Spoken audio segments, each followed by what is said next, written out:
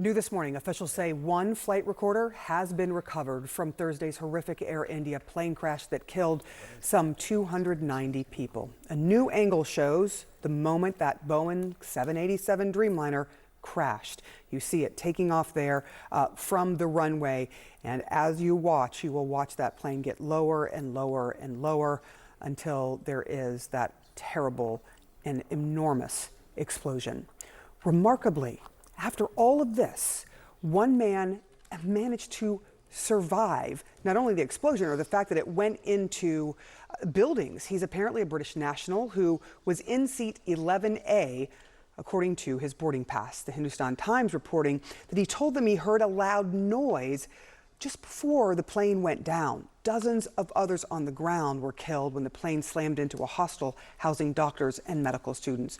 With us now, CNN transportation analyst and former Inspector General at the Department of Transportation, Mary Schiavo. Mary, thank you so much for being here. That black box, one of them recovered, where we will start getting some concrete answers. But you have two clues here. One that you pointed out yesterday, that the flaps not being deployed may have been a problem. But another big clue from that sole survivor of the crash saying that he heard a bang about 30 seconds after takeoff. And we know that this plane went down about a minute or a little less than a minute after takeoff. What might that indicate? Well, it could indicate a number of things. I mean, immediately when you hear of a big bang on takeoff, you think of it what's called an uncontained engine failure. And that is the engine literally has a breakdown. It has a failure of various parts, and it can spew out literally metal, flying pieces of the engine, etc., and the housing doesn't contain it. It would be extremely rare to have a dual uncontained engine failure. It could be a bird strike. It could be any number of things. And he also reported, and I found this very interesting, he said the lights were flickering about the same time. And so he has a wealth of information. The doctors, I also saw the doctors put him on strict order and observation. So it'll be a while before the investigators probably can talk to him officially, but those are important clues. Yeah, I do want to ask you about Boeing. Boeing has faced such scrutiny with all of the things that have happened to some of their other planes, not Dreamliners, but some of their other planes with things like, doors blowing out and tires falling off. At this point, what kind of pressure are they under in this particular crash? Boeing is under tremendous amounts of pressure. And, ordinarily you prove what went wrong. Boeing, because of all of the problems, it's not the same plane, but not just the 737 MAX 8 crashes, where Boeing's control systems and something called the MCAS, the Maneuvering Characteristics Augmentation System, was a bad program. It overrode the pilot's commands to pull the nose up, etc. That's been resolved, but because of that, Boeing is going to be under intense scrutiny to prove it did not cause this accident rather than the other way around. Usually you have to prove what did cause the accident. And also remember, back in January of 2025, there was a curious incident, didn't get much coverage, CNN covered it, but there was a Dreamliner coming out of Lagos, Nigeria. It was a United flight headed to the US. During that flight, the plane itself disconnected the autopilot, disconnected the auto throttle. The plane did several uncommanded maneuvers, and the significance of that is the NTSB already has an investigation open on the Boeing Dreamliner and that incident. So the NTSB has already been invited in. They will be a huge benefit to these investigators because they already have working groups going on that investigation concerning Boeing and the Dreamliner. Honeywell, this one will include additional manufacturers. So they're starting with a lot of clues already, but as soon as they have both black boxes, it will be on the flight data recorder what happened. It's the most advanced black box in the world. Yeah, very important to have those. We will have some answers once they get that data. Mary Schiavo, thank you so much. Really appreciate it. Crews in Western India now combing through the records of Air India Flight 171 as the world waits to learn the cause of the tragedy that has claimed hundreds of lives.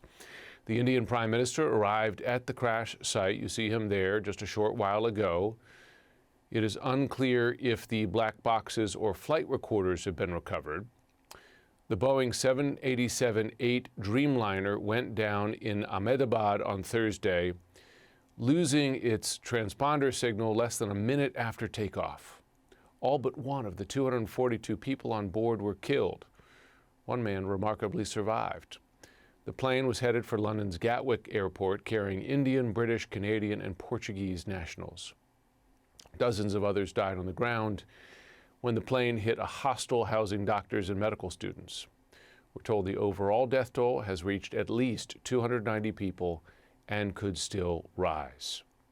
The only passenger to survive, seen here, remarkably walking away from the wreckage under his own power.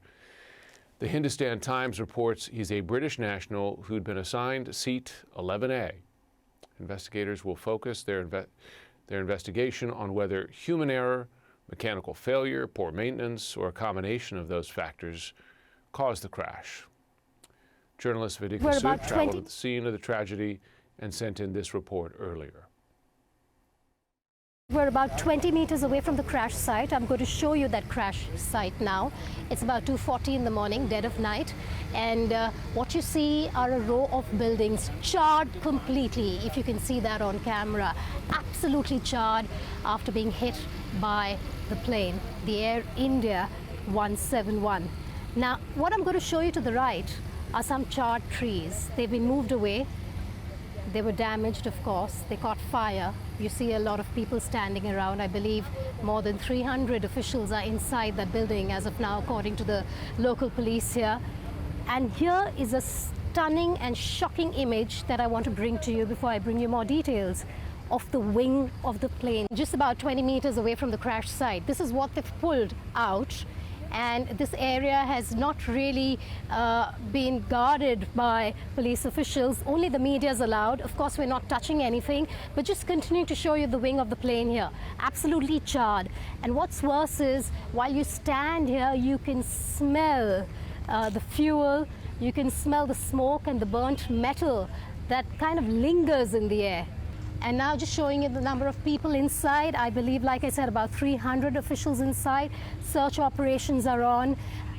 There are remains of the bodies that they're still searching for. A lot of the remains have been found. But one of the biggest challenges for the next few days will be DNA testing to ascertain whether they can give those remains to the family members who are waiting outside the hospital.